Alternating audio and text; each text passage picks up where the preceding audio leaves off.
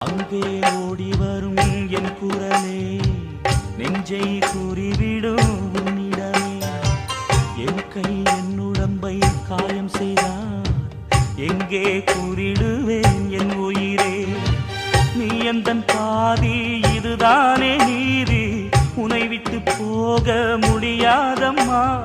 மறைந்தாலும் நான் மறு ஜென்மமே என்றும் தேடி வரும் சொந்தம் இது கண்மணி. அதை தள்ளிவிட நியாயம் என்ன கண்மணி. இது நீ இருக்கும் நெஞ்சமடி கண்மணி.